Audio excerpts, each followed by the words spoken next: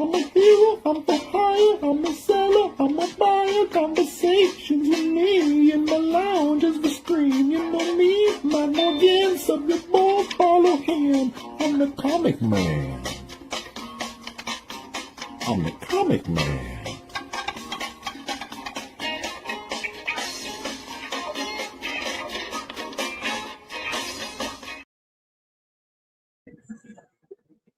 Oh, you caught me centering my chi. All right, sorry. Welcome to another episode of Good Bad Cinema. And tonight we posed a question, and I think I have it in the chat.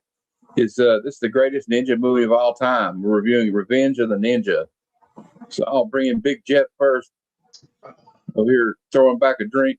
All right, here, everybody. You're centering your chi. I'm drinking my Arizona iced tea. All right, we got Aaron and Tony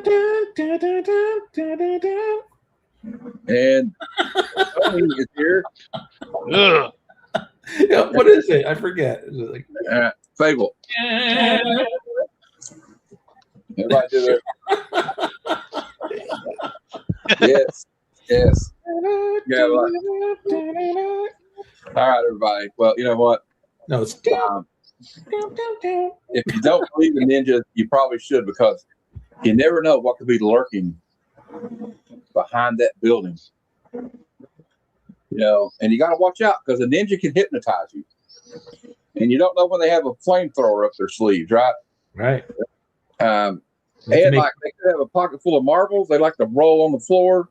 Yeah. And then throw some spikes out and trip you. They're really sneaky. They're sneaky bastards. The spikes in the face. Yeah. And like Tony says here, because he's omnipresent, only a ninja can kill a ninja.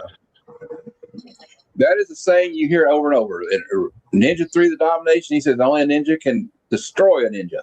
That's right. And this one, and like, you know, you never know when they're going to pop out from nowhere and just kill people. And then they jump from one. I think they can teleport. I think they can fly. They can make cardboard copies of themselves or something like that, right? Like, yeah, it's actually a mannequin. I guess they just set up a mannequin. They somehow had a mannequin. Some of them could like do the twirly and dig into dirt and like hang out under dirt for a while. I remember that. Now pop this up is and the Ninja 3: The Domination. Yeah, Jean Malot said, "I never heard of it, never seen it. Never." Good evening, everyone. Hey, Jean Malot, there's Jean Malot, welcome to Ninja 101. In this movie that you would enjoy watching her fight. Yeah, I believe he would like what's her name? What is her name? I forgot her name already. Her name is Ashley Ferrari. Yeah, Ashley Ferrari. She was the talent of the film. I don't know if you know this about her, but she was a model. I'm not going to tell you what kind of model she was, but I'll let you guess. All right. A hand model. Hey, don't forget about Grandma Ninja. You mean you never were a Bruce Lee fan, Jean Malot? I mean, I figured you'd like Bruce Lee. Damn, John. All right. Well, it's okay. He doesn't have to like it, right? Well, let's share the little info about this movie. Maybe we can convince him to like it. Who knows? So it's part of the Ninja trilogy. You know, you had Enter the Ninja. This was the second one. He also did a movie called Ninja 3: The Domination. And this movie was not connected, but he did a movie called Pray for Death, which I highly recommend, by the way. And Rage of Honor. He also did the movie The 9 Deaths of the Ninja, which is freaking insane. He was also in Avenging Force. And oddly enough, the first movie he was ever in, he had a walk-on cameo part where he just is in the background in The Godfather, Part 2. Yep. So anyway, you got here we go. We got Sho Kazuki, Keith Patel, Virgil Fry as Lieutenant Dime. What a name! Arthur Roberts as Braden, Mario Gallo as Cafano. We also have Ashley Ferrari, or whatever you want to say. Hey. And what's up, girl? And we got Kane Kazuki, his son, and making his film debut. And the little kid could fight. And also, let me tell you something else about the kid. He has done a lot of voice work and like motion capture for games like what's the name of that game now? Oh God, I can't remember now. But a lot of those fighting games and stuff like that. And he was also in a Street Fighter 2 game. Another Street Fighter 2 game, not the original. Yeah. I don't know if it's listed, Matt, but also little Kane was in there, and then his little brother was in there too. I don't remember his name, but he had a little brother that was the baby. He got a ninja star to the head. Yeah. Hey, can we all take a minute to recognize Sho Kosugi? That guy's a ninja movie legend. Yeah. He also reprised the ninja role in a movie called Ninja Assassin that came out like the 2000s. Oh, yeah, that was a great movie, by the way. Ninja. If you've never seen Ninja Assassin, so a little trivia here. It's a little funny trivia. We can find it. The film was originally to be shot in Los Angeles, but the necessary permits, police protection, fire marshals, and a myriad of logistic fees would have taken up too much of the budget. The Utah Film Commission was trying to get Canon Films to start producing films in their state, and a representative promised no permits, location fees, or union deals, as well as lower salaries for local crews. There was a goof in it when Cho is using the claws to climb up the side of the building. In one scene, as he sticks the claws in the concrete, you can see the wall move slightly. It's more than likely plaster or sheetrock used to simulate rock. Oh yeah. I never of course it is. They're not going to use. You gotta be looking. You gotta kind of be looking for it. Here we go. I don't know if we can play the trailer, but we can play it like this. You can see a lot. There's a lot of cool action in it. Well, what happens is there's like a heroin smugglers. I used to have. By the way, I had a belt buckle like that, y'all. I always wanted That's one. The best. Yeah, I can't imagine. I got one at the flea market. Like at the flea market in Tennessee, you could buy anything, nunchucks, and just whatever you want. That this was guy great too, right? Kicking through the freaking windshield. Look, I really enjoyed that part. Throwing stars. Like, you had all these gang members. One of them was like a Native American with a hatchet, and he breaks that guy's neck, and it's just wild. Fun movie. What about this one? You know what to do if someone gets in the way, right? Scalp them. Yeah, exactly. Now I want to highlight the star of the show here real quick. Then we'll get into what we think of it and all that. There's really not much to say about the movie.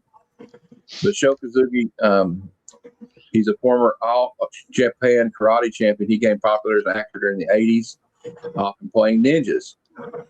He was in the trilogy of ninja movies produced by Canon Films called Enter the Ninja, Revenge of the Ninja, and Ninja 3: The Domination. He also was a star in the primetime television series The Master, starring Lee Van Cleef. That was such a good show. It didn't last long. I think maybe one season. And he was in all the episodes. Really fun show. You can find it on, I think it's on YouTube or Tubi. At the age of 19, he left Japan to study and reside in Los Angeles, where he earned a bachelor's degree in economics at CSULA.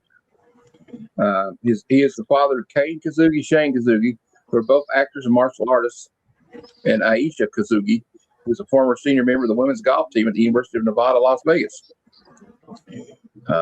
After taking a hiatus from film, he started a Taiko group in California. In Japan, he also ran an internationally oriented group of martial artist acting schools known as the Sho Kosugi Institute. He currently resides in Los Angeles, California, and here's some of the movies he was in: Godfather Part 2 as a passerby, Six Killers, Bruce Lee Fights Back from the Grave, The Bad News Bears Go to Japan, Enter the Ninja, Revenge of the Ninja, Ninja 3: The Domination, Nine Deaths of the Ninja, Pray for Death, Rage of Honor, Aloha Summer, Black Eagle, Blind Fury, and the Scorpion King as the Taiko choreographer, and he was a ninja assassin as Ozuna. And he was also an extra on the Richard Pryor show and The Master, like we talked about earlier. And let's see if we can find out what he knows, like 4 or 5 different martial arts. Shindo, Jinin, Rao, Karate, Kendo, Judo, Aikido, Kabuto, Aikido, and Ninjutsu. Dang. So he's 77 years old, but don't mess with him. No. Matt Boy, H did said, not play. playing a ninja, what a stretch. Not only will he kick your ass, but he can do your taxes too. Yeah. He can give you economical advice, right? So, so watch out. And we have some funny action. Here you go. See, this is kind of like what I like about this movie is the over-the-top action. Yeah. And we'll get into that. Like this scene right here where all these ninjas fire arrows at him.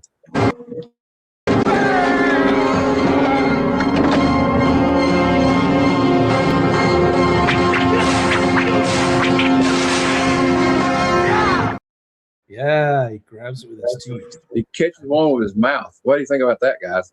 I know. All right. Awesome. I'm going to start with Jeff on this one. Jeff, what are your overall thoughts of this movie, my friend?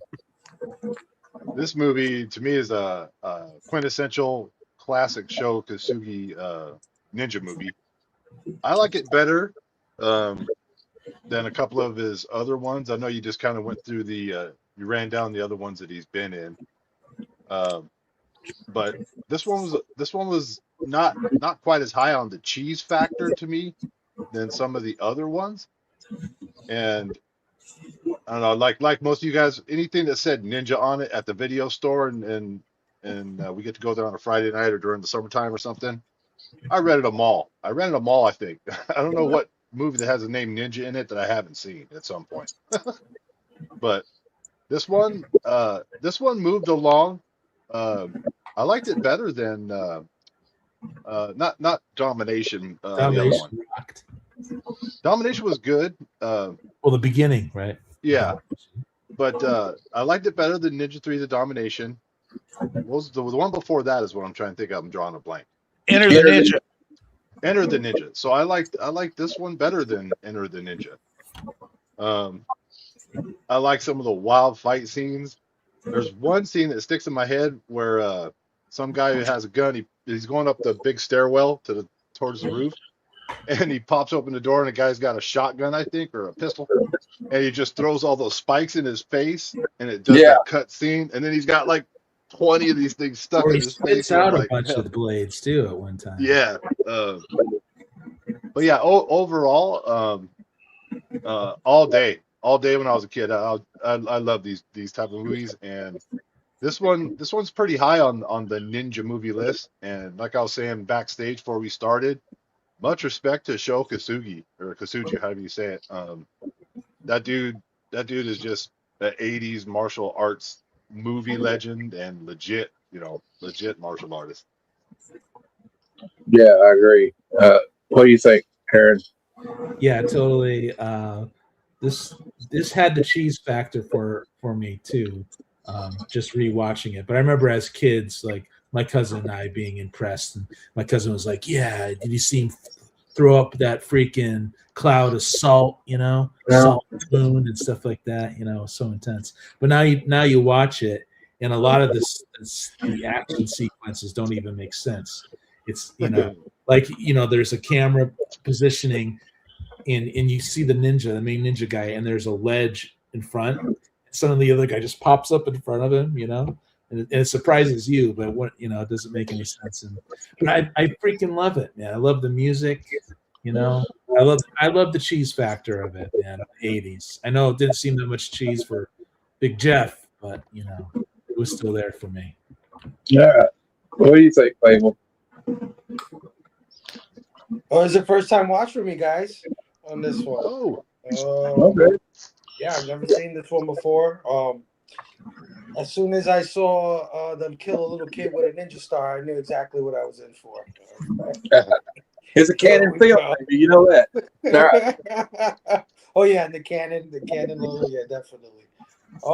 But I enjoyed it. Exactly for what you guys said, the cheesy nature of it, the fights, the bad acting, the dubbing.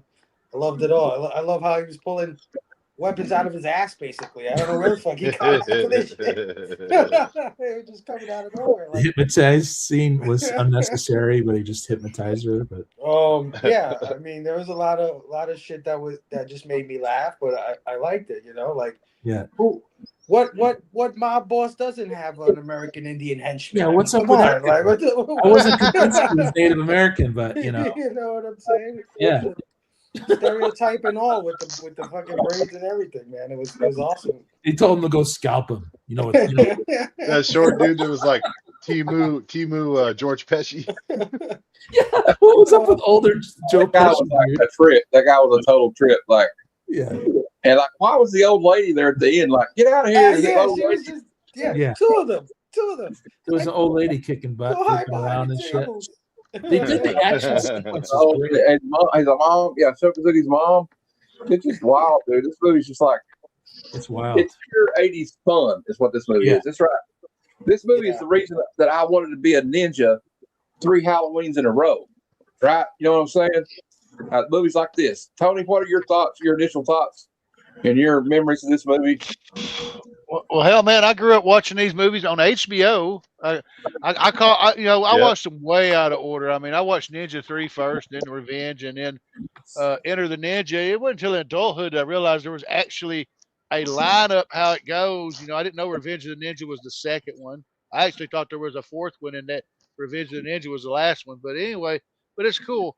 I love this movie. I'm biased. I freaking like Jeff said. You go to the video store, and I see Shokazuki on a freaking video VHS cover. It's a good day. I mean, I watched all that stuff all those movies that Matt rattled off. I watched every one of them, including Black Eagle, where he actually was a good guy against Van Damme. So I mean, that movie's not that great, but Show is really good in that. It's one of the few movies you see where, at that point, where Van Damme was playing a bad guy. But and we're not talking about Black Eagle. But the stunt, some of the dialogue's cheesy. Some of the action scenes are really good, and I don't care how hokey it is. I'll still watch it today because I love it so much. The kid with the nunchucks scene, right? Yeah, the kid. I mean, yeah, that little boy. I mean, it's just as freaking badass as Daddy, and hell, even Grandma was a freaking amazing. Have y'all seen so many hot tubs in one movie in different spots? No, I mean, they had a hot tub and a sauna. Yeah, I mean, she's a beautiful blonde woman, huh, man? I like her. I like that she's wearing like the smallest fucking robe you can imagine. Yeah, she's always in a robe. Karate fighting in, so I thought that was kind of weird. Yeah, what was that opening with her? Like, you don't have any pants on. And what you really think I forgot? You really think I forgot? Yeah. And then you couldn't really see much. I don't know if she was wearing pantyhose or something. Yeah, she was wearing pantyhose. Yeah. She reminded me of like not that I'm an expert. Michelle Pfeiffer, Like I was like, she wanted to enter. She wanted to enter the ninja. She just wanted to enter the ninja. She wanted the ninja to enter her. Yeah. Right. Okay. Well. Trying to think what. Okay. So what do you think of? It's kind of hard to approach this movie the way Robbie does. You know how it's like. What are the overall themes in this movie? Like, I don't know. No. Theme in this movie, it's like, except ninjas will kill people if you piss them off. The opening scene, they're just wiping people out, villagers out. But what do you think of the? We're going to do this a little differently. Next, we'll go around because we were talking about the fighting a lot. And I'll start with Jeff. Jeff, what do you think of the fight choreography of this movie? Because it's obvious that Shokazuki was probably deeply involved in the choreography of all these fight scenes. So from all the other movies I've seen Shokazuki in, I think he was absolutely, in the leadership position for fight choreography here. You see a lot of tropes Especially when some of the ninjas do big jumps off of things. It's just it's like a reverse. They make You the could camera see go him in reverse bracing or for a something. trampoline, and then the Oh, next. you mean Yeah. like this? I assume you mean like this right here. Yeah, dude. I didn't see a jump, but it's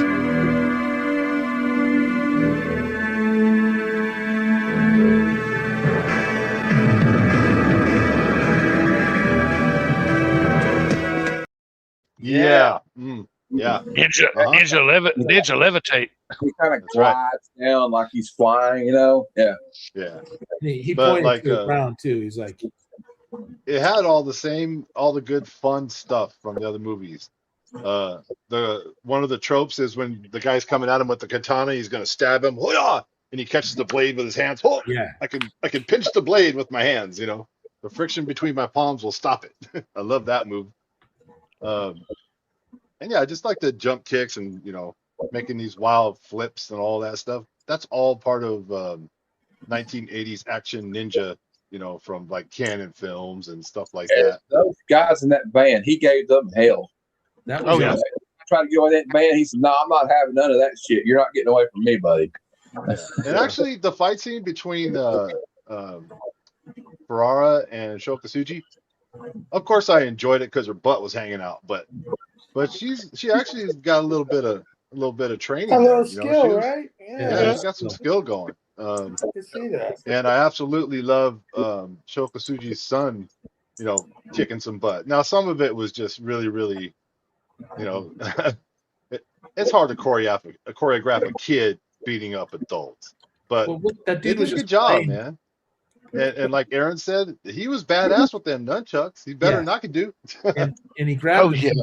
Dude was just playing with the nunchucks, like chuckling to himself. Yeah. And he's Hell, like, what about when he twirled that staff when she was trying to kidnap him? He just freaking brought that thing around. You're like, holy crap! yeah, he was no joke, dude. But I thought overall the fight choreograph was really, really good, and it had obviously Shokasuji's touch. Well, here we could show you like I don't know if we can show this or not, but like the fight where she's fighting him, Miss Ashley Ferrari's fight. I could probably play a little bit of it.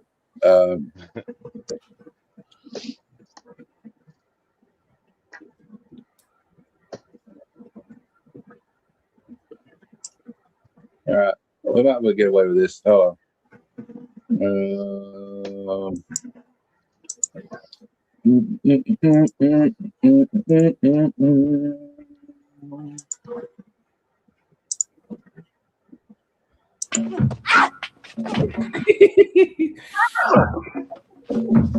Just pushing around. Yeah. Yeah, she's wearing pantyhose. It's obvious. There's nothing under the pantyhose though. I think there's those built-in like kind of I think translucent it's a little like bit. those nudie colored underwear they used to wear in these like skin flicks, type Something thing like they used to that, wear. yeah. It's like barely there. It just covers like I heard one of these actors talking about. So had you to do don't like see a anatomy. sex scene, and they cover your. All it does is cover your unit. Yeah. And he said he had to like I can't remember. It was like some real hot actors. And he said I had to like think about like baseball and old grandmothers, so I didn't get excited. All right. Okay, Aaron, what do you think of the fight choreography and the fight scenes? I think it was freaking awesome. I love that he had his friend there who was a cop, and he had some moves too. And I knew that dude was going to go down once he went to that hospital, before the fight, the last fight, right? The ninja fight between the two. That was really good too. Love the, always with the 80s, right? When you think they do action scenes sometimes where you think it's over, the fight scene's over, but then suddenly it's extended, right? And they did that with the van scene. Yeah. A lot of it was stereotypical, fighting and stuff, but that's part of the fun. And you got the Italian mobster guys. Yeah. Tell us your favorite line, Aaron. Oh yeah, the favorite line was, "What is this effing Halloween? Get out of here!" And then the dude got killed or something. Okay, what do you think of the fighting and the fight choreography? Yeah, Fable, right? We on the Fable now? So me. Yeah. I liked it. I enjoyed it. I thought it was pretty cool. Like I said, what I liked about it was all the weapons, right? Like, because in the 80s there was a bunch of there was a ninja craze in the 80s. I remember kids trying to get ninja stars and all kinds of shit. And I guess this movie was the catalyst for all that shit. So yeah, I like the way they had all the weapons, all the different things. Like you said, the guy pulled out a fucking flamethrower out of nowhere. I said, "Oh shit, that's a new one. I didn't see that one before." And for what purpose? Because it didn't really affect the other guy that much. Yeah, there he is. And I really enjoyed. I enjoyed how they had a fight for just for fighting sake. Like, hey, those are the guys in the park over there, the fucking cowboy and the his like village people. All these stereotypes too. Yeah. Like he fought the village people. Yeah. Let's question these guys. It's like, fuck that. I'm breaking this table with my leg. I know. He broke a picnic table, right? In half.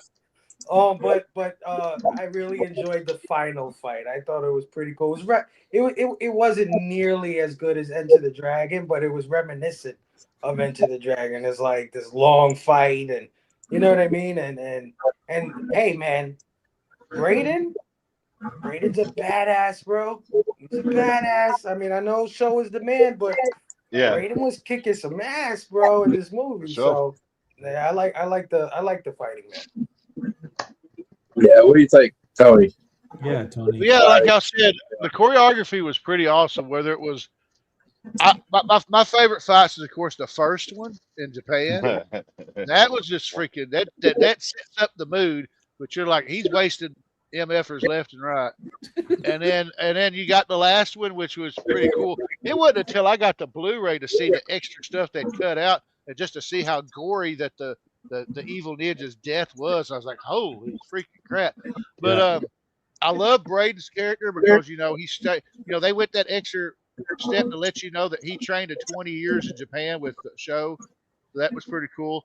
And I loved when he went to kill somebody, you actually got to see the uses for all the weapons, whether it was the blow dart or the comma or whatever. Or like Jeff said, that part where dude's running down the hallway, and first thing you see is him just throw some freaking balls, and then next thing you see is or marbles, and the next thing you see is him throw those freaking spikes, and then you see the spikes. You're like, holy crap, wow, that dude's not having a good day. And then Show. They open up a door and Show spits freaking spikes in this dude's face. And you're like, holy What's shit. up with the spikes in the face? That was a couple times. Like y'all said, the chase fight was pretty good. The park fight was pretty good with the village people. Dude got a shave thanks to a freaking fan that turned into a knife. But you got all this really cool stuff. Hell, even the fight with little Kane and the kids was a little cheesy. But the fight that he did with the girl trying to defend herself with the staff, like I said, it was amazing. You could tell that Show did the choreography. Hell, even the fight with Grandma was freaking amazing. And I was always like, fools. Yeah. I was always like, you see Brayden coming down that rope ladder, and I'm like, I don't care how good you are. How the hell are you supposed to climb up that thing? You know? I love how she did those backflips, and you could tell it was like a stunt double. Oh yeah. I thought they did all right with that. It kind of looked like her. Yeah. So yeah, I love all the fight choreography. Even how both ninjas used a different method in gaining entrance to the building. Yeah. I thought Brayden's was better, but that's just me. Well, the thing about like these movies like this, like we see like a Jackie Chan movie, a Bruce Lee movie back in the day, or one of these Sho Kosugi movies, or any martial art film that's worked with Saw, or even the John Woo films that he did in Hong Kong. It's kind of balletic, you know what I mean? It's almost like a dance, like a ballet. Yeah, it's like a ballet of violence, right? Yeah. When these dudes train in like in Hong Kong, they do train in like a ballet. You know, they call it I think it's the Hong Kong ballet, and it's like a fight ballet. And so as you saw on the show, he kind of does the same thing. Matt H says, "I was hoping Grandma used her dentures as a ninja star." That's hilarious, dude. But yeah, it's like you know, it's like here. This is a good example. We're talking about the fights. Like we'll show some pictures of Ashley Ferreira because I think people would probably hate me if I didn't. But like also it's like very secret. Like when these guys stabbed that woman or whoever at the first of the movie. Yeah, what's with the simultaneous like stab? That's crazy. I think she's dead. Yeah, I think she's dead, guys. Overkill. Coordinated kill, like in the same.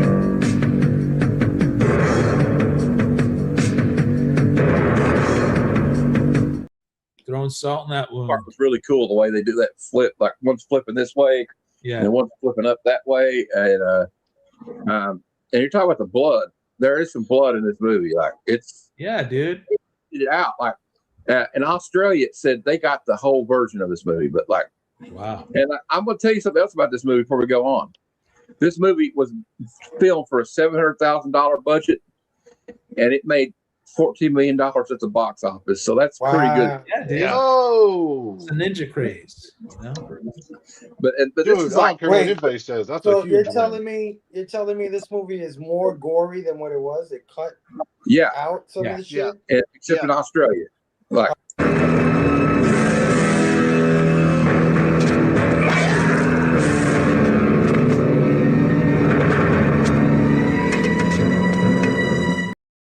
Just to humiliate him further, I cut your freaking mask. Yeah, because that's what I was like. If I have one thing that I would say is like I wanted more hands being chopped off and more legs. I'd like to get like the Australian version. Was it 49 million or 40 million? You said? No, it was filmed for $700,000 and it made $14 million. 14. Oh, okay. That's still pretty good. I mean, for a $700,000 investment. Right. You know, and they were able to like for $700,000. But you know, the thing is about one of these ninja movies. Yeah, Brother Joe's right. You had to go the extra mile for the action scene back in the day. Yeah, I agree, Joe. The thing is, with a ninja movie, really all you have to do is hire some people that know how to fight, or can pretend that make you think they know how to fight. Some black ninja costumes and some ninja weapons and stuff like that. And just have a good guy that's worth his salt that knows how to like choreograph stuff, and you've got a ninja movie. You know, we could make a ninja movie. Yeah. I'm going to make Aaron will be the white ninja, and we'll make Tony the black ninja, and Faye will be the red ninja. And I'll just be some tall dude, like big tall, like thug guy who gets beat up left and right or something. Yeah, you're intimidating dude that gets beat up. Like when I come in, I like crush something and go. For a minute there, me in the head. For a minute there, I thought Matt was trying to assemble the Power Rangers. Right? That's what I was saying. I was like, I'm going to summon my Megazord. And I would not. Everybody would probably revolt if I didn't show like. You know, the reason they have a girl like Ashley Ferreira in this movie is because you got to have like a hot girl, all right? Yeah. You know, half naked, right? Yeah. Ow! Yeah, she is hot. There's movies behind her. Oh my God, my bad. We're gonna delete that one. I think there was a naked woman back there and blurred out. But anyway, there she is, and they tie her to a hot tub, right? Oh yeah, and this guy's gonna do God knows what to her. I'm like, dude, this is some like they went hard in the '80s, especially Cannon films. Like when Fable you said it at the beginning. When I saw what they did to that kid at the first of it, I knew I was in store for. And when you see the Canon logo, like if there's a kid in the movie, they are not safe. All right, they will kill anybody. They don't give a shit. Yeah, I thought they were gonna melt her because he shot her with the like. What the hell are they doing? Tying her in there? Spraying water in her face. I thought they were melting her or some shit.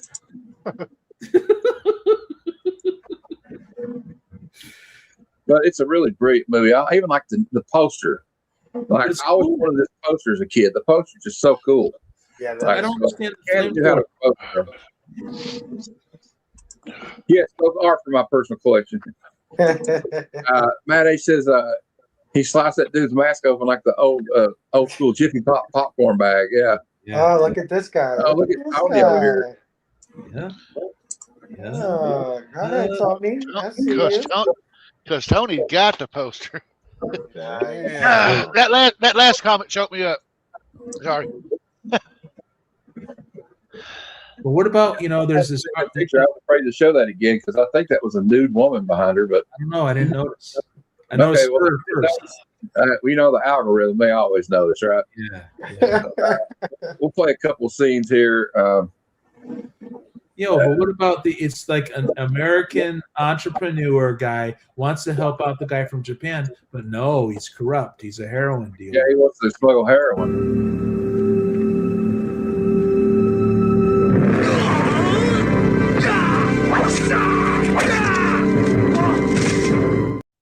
What the heck? That scene made absolutely zero before sense. that, though, when you do that, and he kind of peeks out behind the thing like Bugs Bunny and Looney Tunes, like, like, oh, I got you.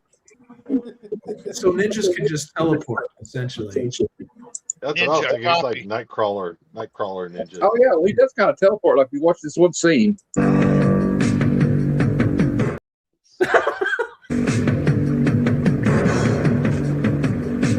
Yeah.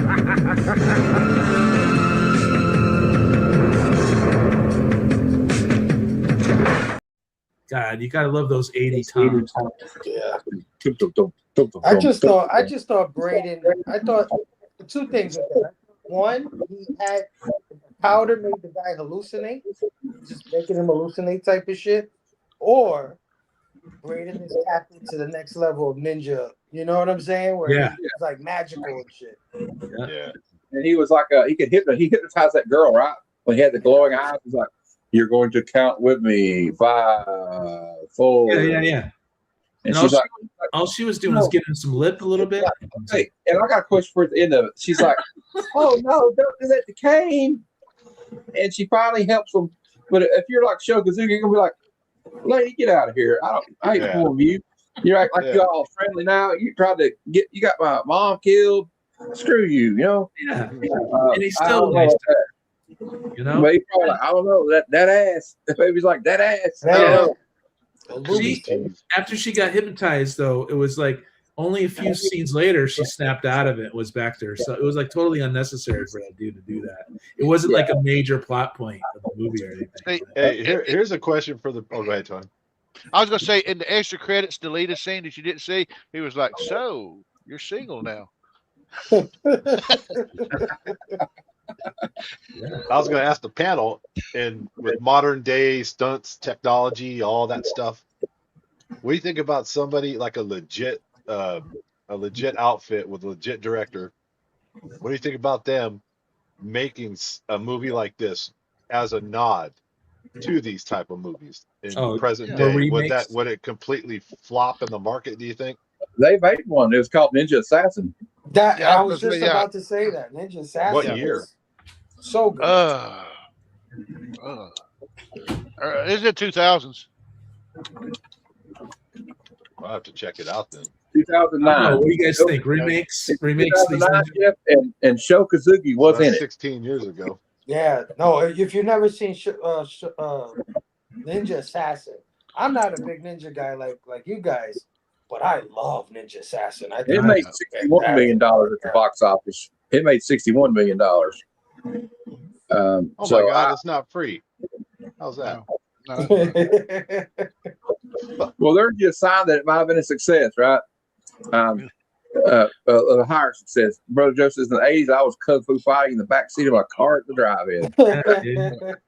There's another word for that. Oh, sorry. Anything's free, Jeff, if you're willing to sail the high seas. Yeah. True. Looking like doing back flips. Go ahead. Talking to my homie Jean Malo. He'll hook me up.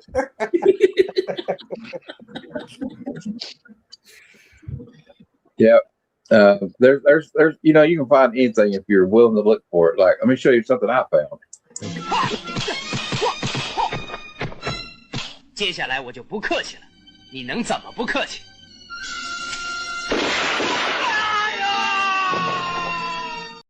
That's So what Kitty Anna Jones. That's what Braden did cat too. AI stuff all over the place. You know, there's like a Pink Floyd song with a cat, and it's all AI and shit. I know that was still funny though. You got to Yeah, it's funny, man. It's funny. Actually, you know, you're not the only one that had never seen it. Fable, I was talking to Dr. Von Hoot today, and I was like, "You want to help review Revenge of the Ninja?" He says, "You know what? I've never actually seen that movie." No. So, but he said, "I'm going to watch it." He couldn't be here tonight. My thing was kung fu. Like I was a kung fu fanatic. I loved all the, White Lotus and 36 Chambers and Venoms and that was the shit I was into. I like some of the ninja stuff, but I didn't see a lot of it. I got to be honest. Yeah, but okay, we're gonna focus on one more thing. Yeah, like what Matt H was saying, martial art movies and westerns are timeless. Yeah, I can watch like those spaghetti westerns. Jeff, you just mentioned it.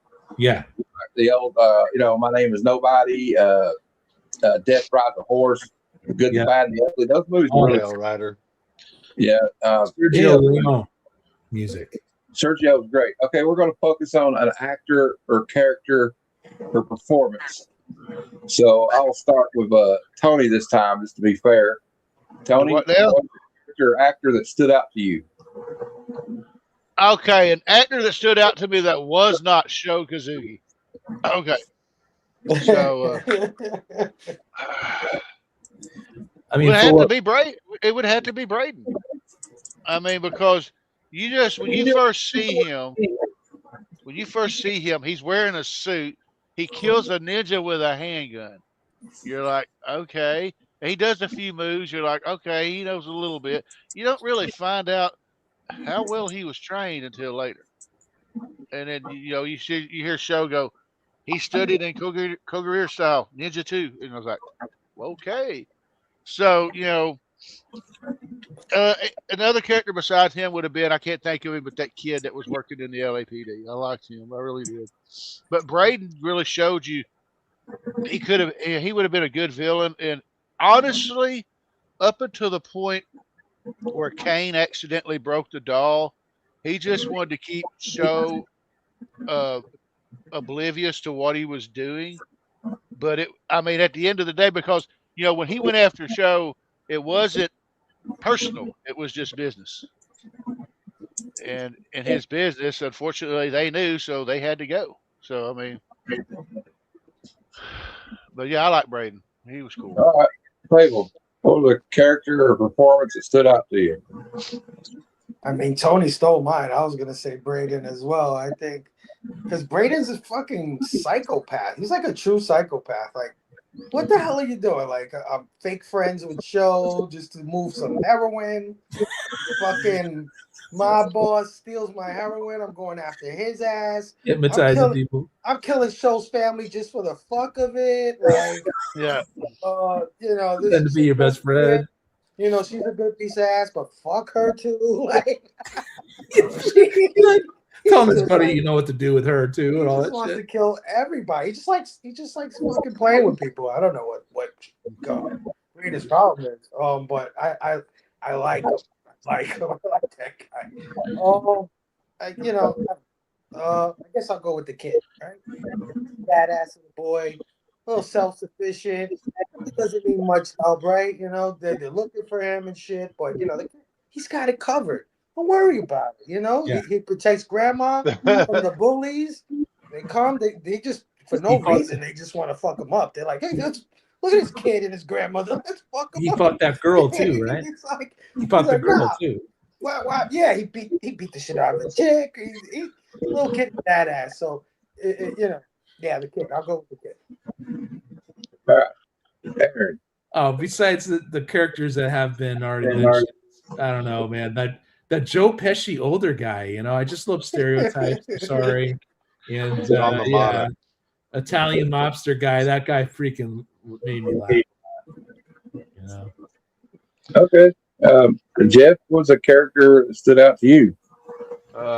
Man, because Aaron stole Fables and Fable stole mine. I'm still sticking with it though. That little man in the movie handled his business, dude. Yeah. I really liked watching him handle those nunchucks. That was impressive. Yeah. That was impressive. Look, Superman. Yeah, look, Superman. Look up Superman. Well, I mean, obviously, Sho Kazuki, but like, I got to give it to the talent of Ashley Ferrara. So, like, she actually, I guess Sho Kazuki or somebody taught her a few things because she knew a few moves there. Yeah, I mean, she wasn't like as fast as they are, but she was a little bit efficient in it, and she's got some sexy legs. She's beautiful, and she's not hard to look at. But of course, everybody knows the star of the show is Sho Kazuki. Yeah. This guy's just like, I mean, he even looked cool in eyeliner, y'all. Okay. Yeah. Like, look at this. He even looks cool with an eyeliner on. So, like, and what about that scene where he decides to be a ninja? Because enough is enough by the end of it. And he prepares in the ninja cave or den. Yeah, you know these guys that give up the life. They always got a crate or something where all their old shit in it. Yeah. John Wick, he had that shit buried in the basement. Yeah. He's like, if somebody ever pisses me off, I'm ready to go, right? If somebody kills my dog, I'm getting them. Remember Kick-Ass? Remember Kick-Ass? Big Daddy had all the guns and shit. He's like, yeah. And once he put on that outfit, and he went, whoa, there was a wind and everything, and there was incense everywhere, smoke. Yeah, and you can't beat that. I'm gonna give Grandma honorable mention. She was great. Yeah, she warned them from the very beginning. She's like, I don't like that guy. Said, this shit's gonna it's gonna catch up with you eventually. It's gonna come from. We should go to America. I don't trust this dude. And she was right, man. He called it. He's like, no, he's been nothing but good to me, right? Well, you're gonna be surprised by the poll, guys. So far, with the votes in so far, we have 11 votes. 45% say yes, this is the greatest ninja movie of all time, but 55% of the audience says no. It is not. Fair enough. So, and Kevin says he never saw it. Is it the Domination Part 3? Yeah, I'd say maybe they're thinking of that, or I don't know how anybody can say Enter the Ninja because Franco Nero does not know how to be a ninja. He didn't know. It was just pathetic.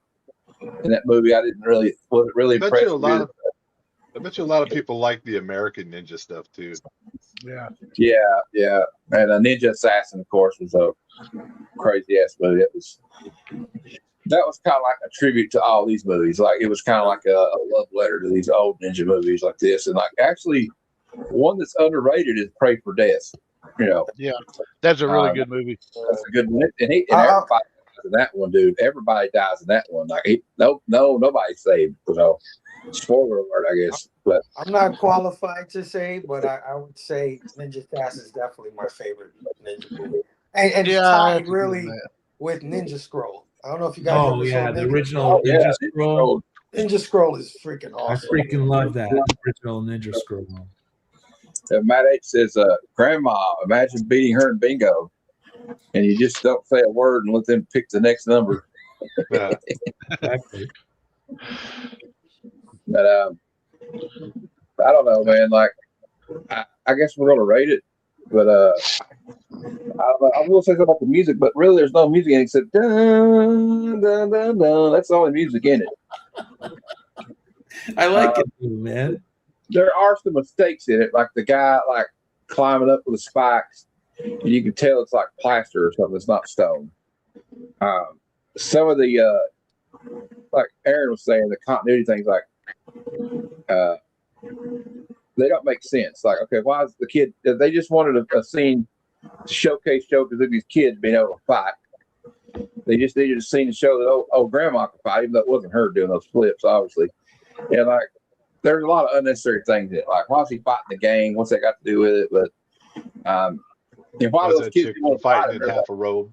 They're like, fuck this kid, his grandma. Let's beat their ass. I mean, I don't understand that, but and it's got all the old tropes, like the guy can disappear at will, and but like it's got two villains. It's got two villains. And the villains are so it's kind of like he stole his shit, but it's like, how does a guy like this let a guy like this steal his shit? Exactly. And then he goes after the guy, but you're like, well, I don't feel sorry for him because he's killing everybody else. Like he's killing Sho's mom and shit. Yeah. And I'm pretty sure he set him up in the beginning. I'm pretty sure those were his boys. I know. In the beginning of the movie that killed Show's family, just so he could get him to come to America. You know what I mean? Yeah. I never really thought about that, Fable. I mean, I that's my headcanon. When I found out he was bad, I was like, oh, so then the people that attacked him in the beginning must have been his guys. But he don't give a shit. He'll shoot them. He's like the Joker. Like now it's down to 58. Now it's at the 58% with the nose, the 42%. So, Right. you know what? The audience has spoken, but I have another poll I'm going to put up right now, and we're all going to vote on it. Right? Okay. I'm going to close this one. So it's not to the audience. It's not the greatest ninja movie of all time, and I'm thinking for the panel, we might not think it's the greatest ninja movie of all time. But I'm going to start a poll here that says, is this movie good? Cinema? Or bad cinema? And it could be so bad it's good. Yeah, and bad doesn't necessarily mean bad, right? Like you can say bad, it's not going to. Are you entertained by it? Yeah. So, are you not entertained? Not entertained. Well, apparently, Random Reeds thought that Surf Ninja was the best ninja movie. Question. Okay, Brother Joe wants to know, what would be your guys' cause if you were a ninja? My duty would be to please that food. I'm just kidding. I would be helping people out. You know what I mean? I would be like Kane and Kung Fu, just going from town to town and like helping people that were in trouble out. What else can you do, really?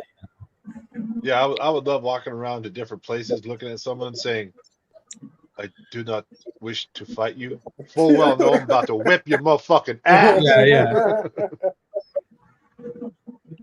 All right, we got the poll up here. And we got, so far, it's your duty. It's at 100% with 4 votes, so everybody keep on voting. So what we're going to do is, I guess I better bring back up I had the IMDb page. Hold on. Okay, so you said yes or no, but yes means it's good cinema. Yeah. Well, it doesn't matter. If you don't think it's good, it's in the like your version of good. It could be bad. It's good. I don't care. Yeah, but the question is good cinema or bad cinema? And you have yes or no. Yeah, that's what we want to know. So I would say replace yes with good and replace no with bad, right? Well, that's what we do here. We got a rating system now, Aaron. We do it like this. But you can also give it 1 to 5. All right, we're going to go around and do that too. But Okay.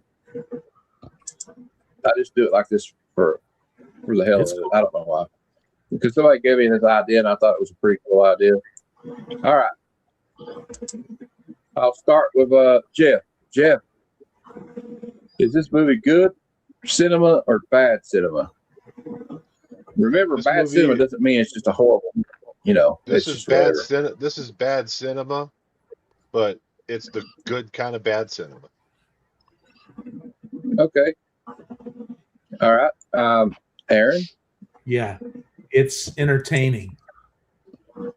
So it is good, and it's fun to watch straight through because the music cuts in at the right time. And it's just crazy, and in that kind of scene right there, it's just even when it's unrealistic, it's just fun. Yeah. All right, Tony. What do you think, buddy? Oh, there it was. Well, you're never going to get me to say this was bad cinema. I don't care how cheesy it is. I love this freaking movie. I always will. And one of these days, I'm going to get that damn mask. I've been looking for 20 years. All right, Tony. Fable, what do you think, man? This is bad cinema, man. This has some pretty shitty acting in it, a plot that doesn't make much sense, but it's super entertaining. So I agree. I think it's so bad that it is good. Although I can give you a lot more movies that are really bad but super fun too. You know what I mean? So I don't know if it's the best out of the bad, good cinema. You know? Yeah. And I'll probably give it a, I'll give it a 3.5. Yeah, 3.5 out of 5. Just because, I do enjoy some cheese, man. I do. You know, it's not all about, Citizen Kane and all that shit. You know what I'm saying? I could see some stuff like this, and I forgot to definitely have a good time. rate it. Yeah. All right. Well, I guess that means I'm the tiebreaker. Wait, I forgot to rate it. Are we rating it or no?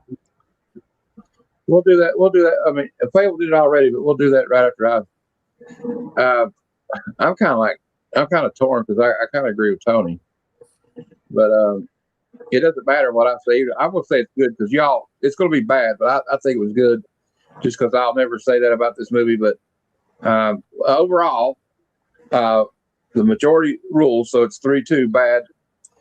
Hey, this is what we call a democracy. We have a true democracy here, and sometimes a true democracy is not always perfect, right?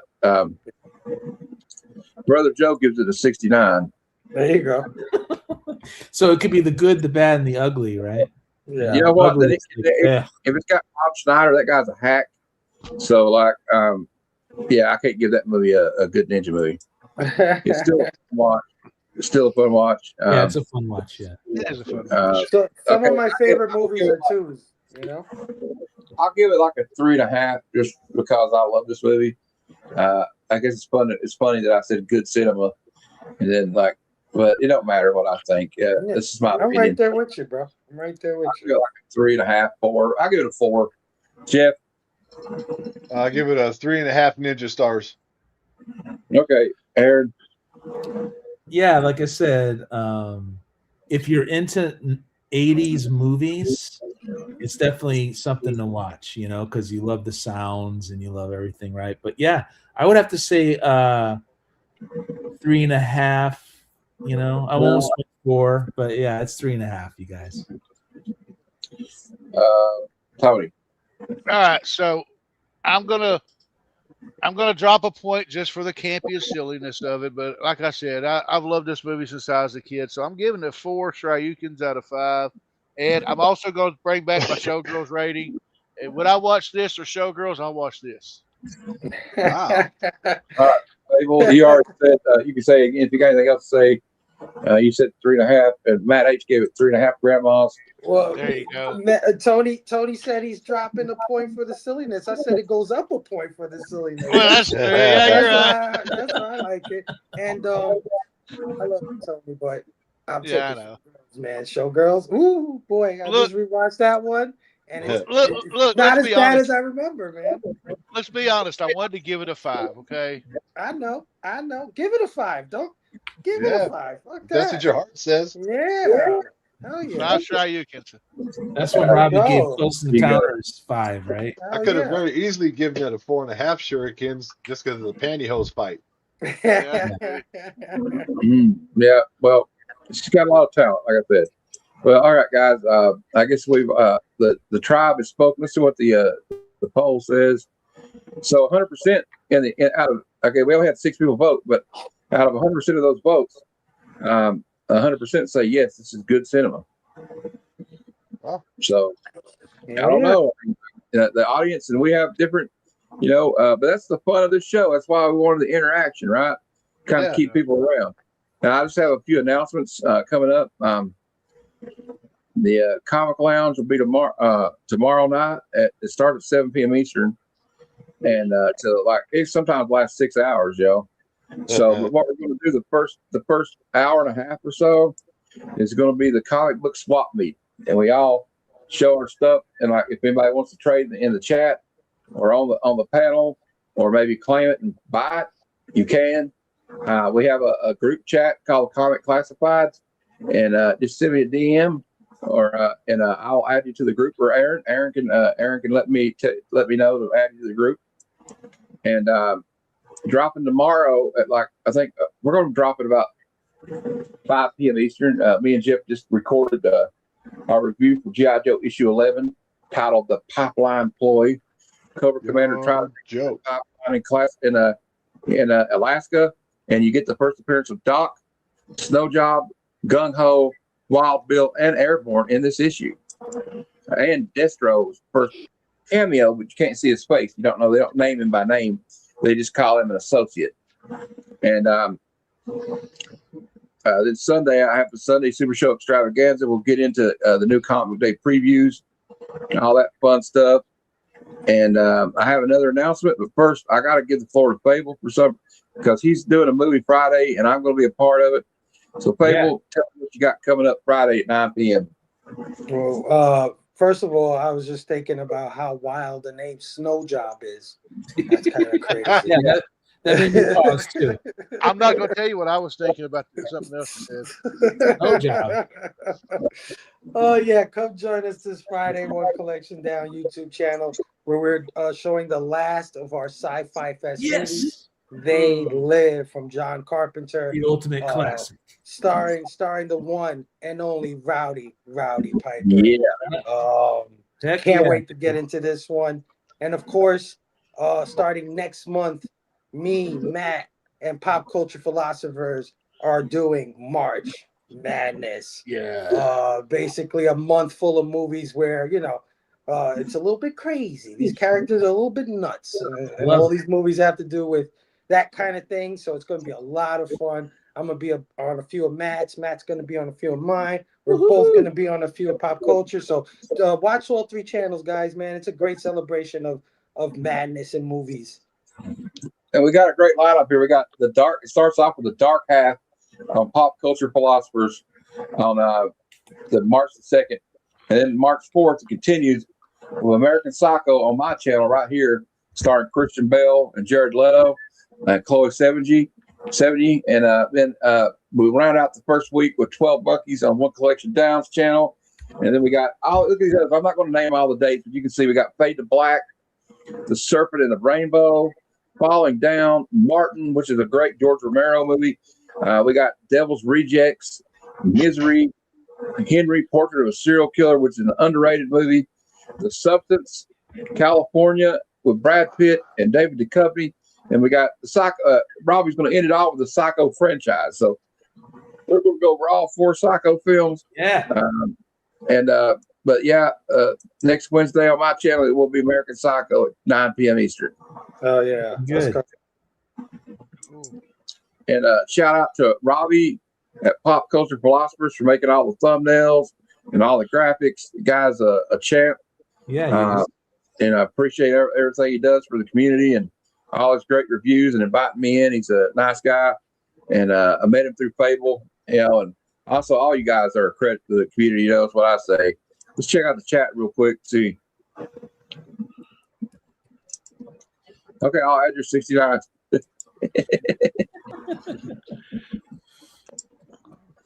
Hey, showgirls weren't doing great. Dude, Falling Down, you're right. Yeah. Yeah, Falling Down. Flick. Very forgotten movie. When he was talking about crazy, like It's pick a a great crazy movie. movie, I said that guy goes pretty nuts in that movie. I'm gonna put that one on there. Yeah, if you want to shout anybody out or anything. No, just rest in peace, Robert Carradine. Yeah, man. Yeah, I was going to say something here at the end. Yeah, I'm glad you reminded me. All right, Aaron, why don't you tell everybody what you got going on? I think I'm going to do the take a break on the PSG comics, but I might keep that going, where we trade and do the claim sales and blah blah blah. But I'm also working on a new album, just having fun. I'm kind of halfway retired or whatever. I'm just enjoying myself on the internet. You know what I mean? It's good stuff. It's good stuff. All right. Thanks, Aaron. And we got Tony here. You got a lot going on, a lot on your plate. But what are your plans for the future? You could name something like for your future plans or something. Once I take care of getting my wife out of the hospital, I'm going to be making some more content. I don't know when. I bought my first omnibus, so I'm looking into really cracking into that and showing off that. And I got, once we get moved, I've got a lot of figures that are coming out of their boxes. Yeah, dude. Let's a go. lot. Cool. Lot. Yeah, I'll just keep my wife in her prayers, and Yes. I'll try to be around, but it's not really going to be a lot. So, All right, thanks, Tony. Well, I wanted to thank everybody for watching. I've already did my promo, but since this is a show about movies, I just wanted to give a shout out to the Carradine family. Actually, my opinion, the Carradine family goes back a long time in Hollywood. John Carradine was their dad. He was in movies like Grapes of Wrath. He was in a lot of these old movies in the 40s and 50s and 60s. I was surprised. I forgot that Robert Carradine was as old as he was. He was 71 years old. But his first movie he ever did, he was in The Cowboys opposite of John Wayne. Yeah, I was going to mention that. I loved him in The Cowboys. And he's just awesome in that movie. And I would argue that out of him and Keith and David, he may have been the most talented actor because he was also in The Big Red One with Mark Hamill and Lee Marvin. And he was wonderful in Revenge of the Nerds. Those movies are great, but he was also known for the younger generations and like Generation Millennials and stuff because he was Lizzie McGuire's dad in the Lizzie McGuire show. So he had he reached a lot of people. And like, all I want to talk to you people about is this, like, if you're struggling with like, a mental illness or something, call somebody, reach out and try to get help because this was a tragic event. Obviously, you know what happened with him. He decided to end his life by his own hand. And just don't, if you guys are out there and you got a problem, I know I didn't know him, but just, reach out to somebody. It's not worth it. You got family, loved ones that care about you. So, just shout out to Robert Carradine. Thanks for making such cool movies. And I love watching them, and I'll continue to watch them. And we might, in a month or two, we might review Revenge of the Nerds. Although, you know what's a shame? That movie is not on any streaming service for some reason. No, it's hard to find. It's hard to find. So, but maybe we'll review The Cowboys too, because that's one of my favorite John Wayne movies. Agreed. And it's the only one John Wayne gets killed in. Bruce Dern kills him at the end in the movie. So, spoiler alert, but you probably see it. It's like 50 years old by now. So, but shout out to Robert Carradine. Thanks for the memories. And Bobby's here. So thank you. Station, Bobby. Yeah, dude. Yeah, Bobby said, Bobby, you're late. The station anyway. All right. I would like to thank all my guests for being here. I have a wonderful group of friends, and I really appreciate them being here and supporting the channel and all you people in the chat. And Matt, I feel that way because we all lost somebody that way. So, it's important. And if we're going to highlight the man, let's try to talk about something positive instead of like, oh, well, he did this or that. Because that's what his family did. But all right. Until next time, true believers, Excelsior. Come, son of Jarrell! Kneel before Zod! Snoochie boochies.